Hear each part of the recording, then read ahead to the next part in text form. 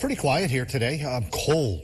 I think that's a lot of folks would agree with that. We definitely had a very cold night last night. This morning was quite cold, but we saw some sun.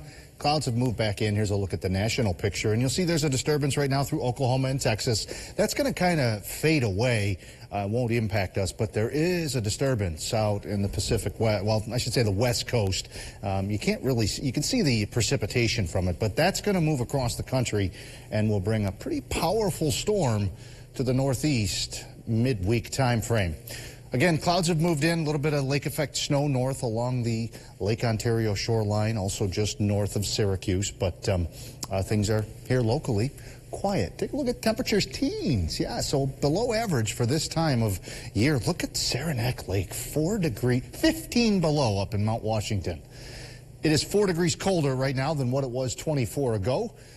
Locally, here's the numbers. We're in the teens. Many locations, some places even less than teens. 12 in Delhi, Stanford, same thing.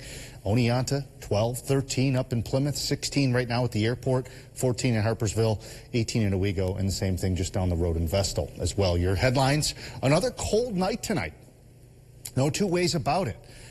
But then as we get into tomorrow, we're going to moderate with respect to temperatures, probably still a little bit below average, but then we go well above average with a large wet storm coming for midweek. Remember I mentioned that disturbance on the West Coast?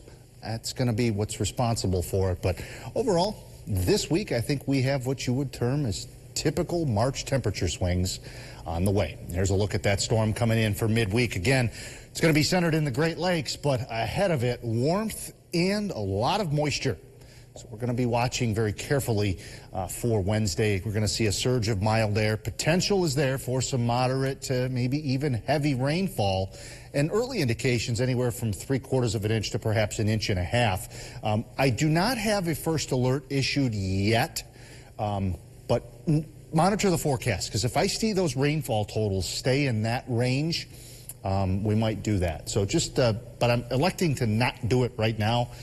The Weather Prediction Center is also watching the area. This is 7 a.m. Wednesday to 7 a.m. Thursday.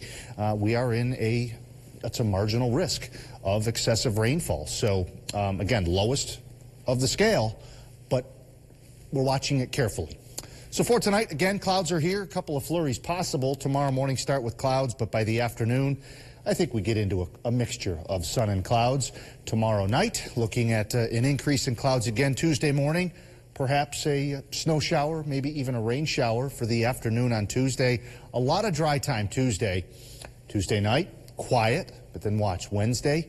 Rain comes in, and it will be a wet day Wednesday as temperatures are going to be upper 40s to low 50s. But as far as temperatures here tonight and tomorrow, still 20s to low 30s tomorrow. So colder north and east, a little bit warmer south and west.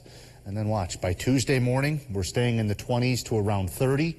Tuesday, excuse me, will be mild. We're in the 40s. And then by, into Wednesday morning, those numbers. Yeah, we're pushing 50. In fact, I think we're surpassing 50 in some areas. So that 7-day forecast shows that Wednesday is the day that really sticks out here.